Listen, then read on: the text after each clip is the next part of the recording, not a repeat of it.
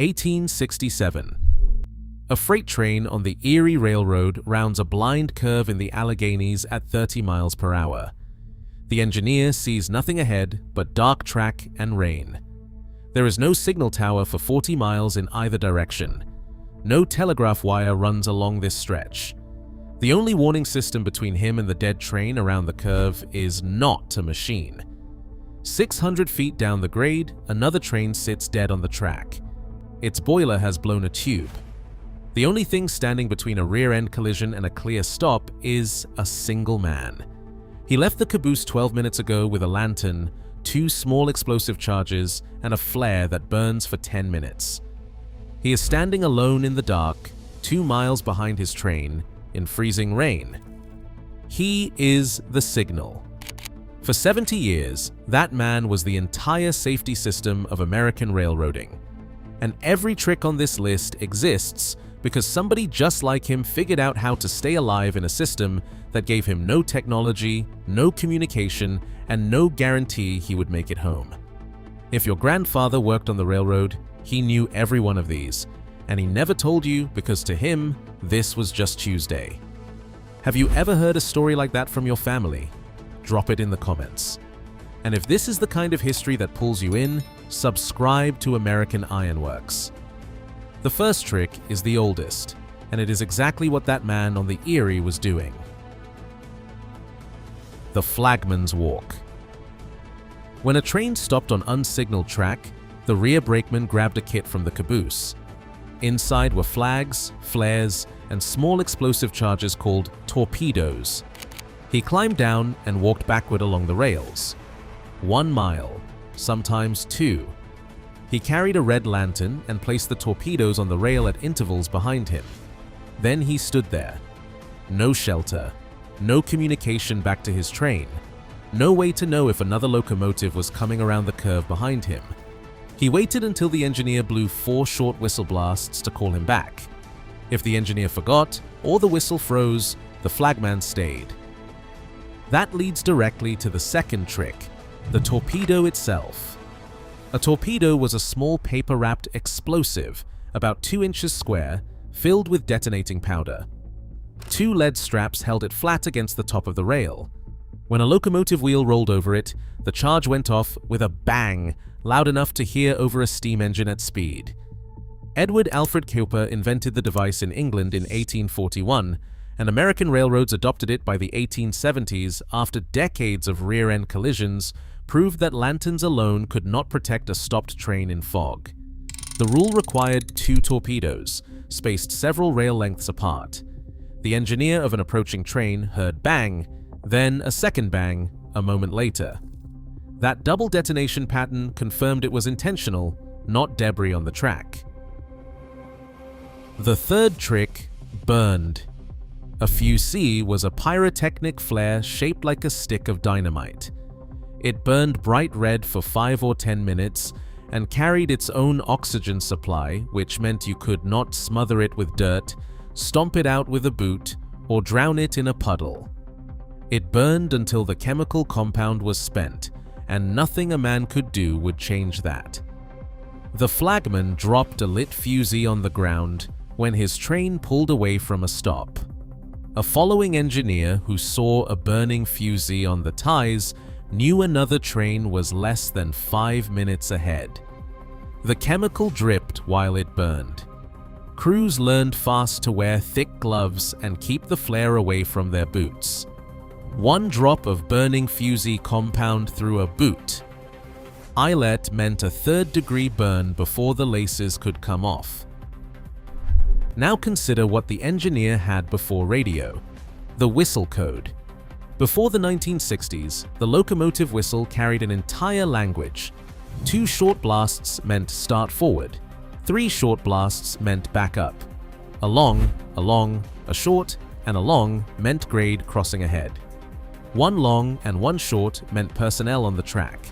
A rapid succession of short blasts meant emergency. 15 distinct coded messages. Hundreds of thousands of men spoke this language fluently across a continent. The last fluent speakers are in their 80s and 90s. The language is dying with them. And when the whistle could not carry far enough, the body spoke instead. Hand and lantern signals were the only link between the rear of a freight train and the front. Moving a lantern up and down vertically told the engineer to proceed.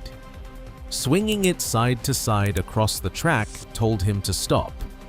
A circular motion meant back up, and holding the lantern steady without motion meant reduce speed and take caution. At night, the brakeman swung his lantern in rhythmic arcs that the engineer watched for, looking backward from the cab at regular intervals. A missed signal meant a missed stop. Before even those lanterns, there was something cruder: the highball. A large ball hoisted to the top of a pole at a station told the engineer he was clear to proceed. When the ball was at the top, you ran at full speed. That is where the term highball comes from. It meant all clear, go fast. Every one of these tricks solved the problem of communication. The next group solved a different problem: stopping. Before George Westinghouse patented the automatic air brake, the only way to slow a freight train was human muscle on a handwheel. That is the trick the Brakemen's Club made possible. Every brakeman carried a thick wooden stick about 18 inches long. The brake wheel on top of each freight car was heavy, often frozen, sometimes seized with rust. The club gave the brakeman enough leverage to crack a stuck wheel free. Without it, one locked brake meant an entire train running uncontrolled down a grade. Did your grandfather carry one? Brakemen on certain roads carved their initials into the handle. Which line did your family work? Tell me in the comments. The club only worked if you could reach the wheel, and reaching the wheel meant the most dangerous routine procedure in American labor history: running the rooftops. To stop a 40-car freight train, brakemen climbed on top of the cars and ran across the rooftops, leaping from car to car, cranking each brake wheel as they went. The rear brakeman started from the caboose and worked forward. The head brakeman started from the locomotive and worked backward. They met in the middle. The roof of a boxcar stood 12 to 14 feet above the rail. In winter, the planks were slick with ice. The train swayed on uneven track. At that height, the rolling motion magnified to the point where a man could be thrown sideways off the car without warning. This was not an emergency procedure. This was how every freight train in America stopped every day for decades. And if the brakeman needed to move cars to a siding without a second locomotive, there was the flying switch. The engineer accelerated to open a gap between car sections. Once the front cars cleared the siding switch, the brakeman on the ground threw it, sending the uncoupled rear cars rolling onto the siding under their own momentum. Then the brakeman had to run alongside the moving cars over loose ballast rock and jump back on. Railroad liability case law from the 1870s through the 1890s is filled with lawsuits filed by the widows of brakemen who died executing this maneuver.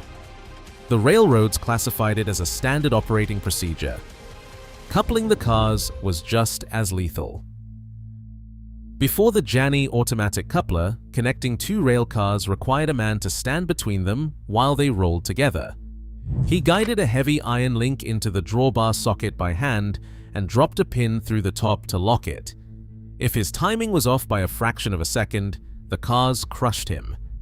Mangled hands and missing fingers were what the Linda Hall Library calls the badge of the experienced worker. Congress knew.